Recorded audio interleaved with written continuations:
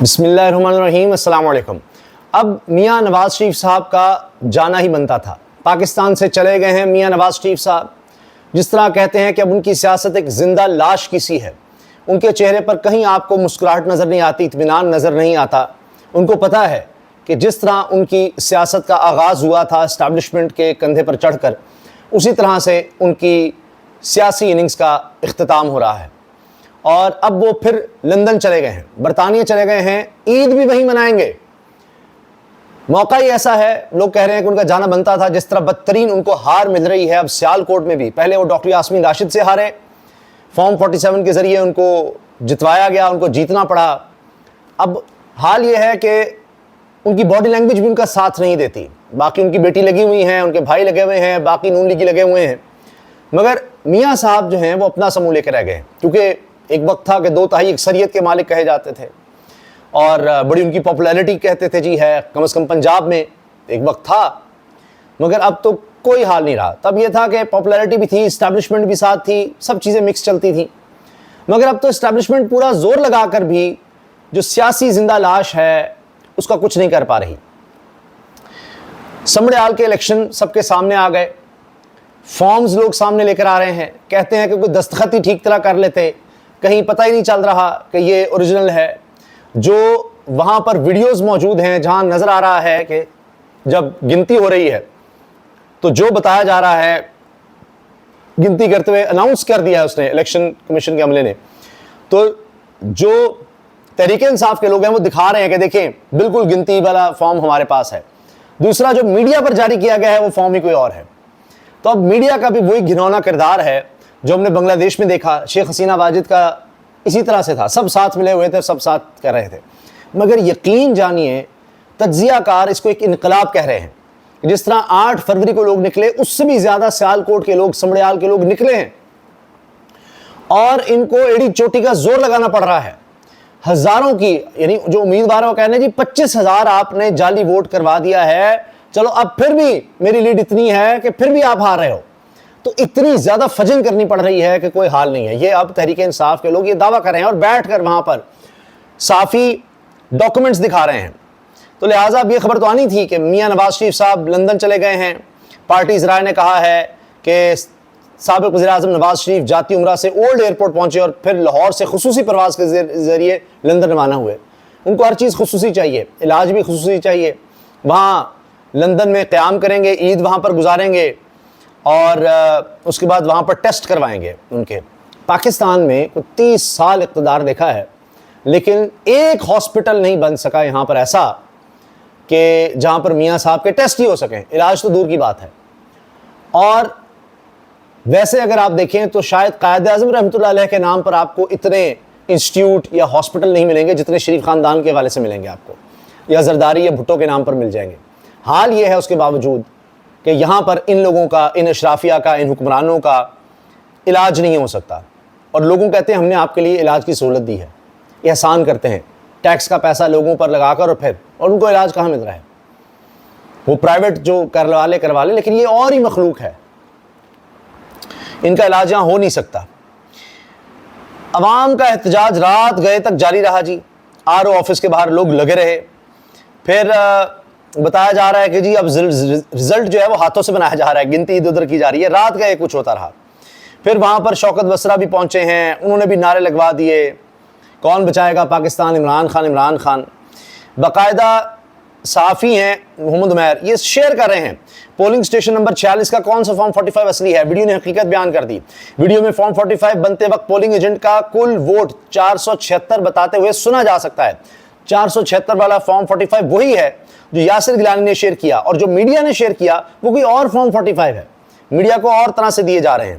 اس کی ویڈیو موجود ہے، ایویڈنسز موجود ہیں، انگوٹھے کے نشان، سب کچھ۔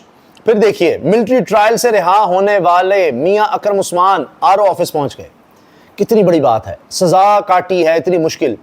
پھر لوگ وہاں پر پہنچ رہے ہیں، ہزاروں کارکن موجود ہیں، ساری پنجاب پولیس کو یہاں پر لگا دیا، ساری پولیس کا یہ کام ہے، پوری سہولت کاری کرو، الیکشن کمیشن لگا ہوا ہے۔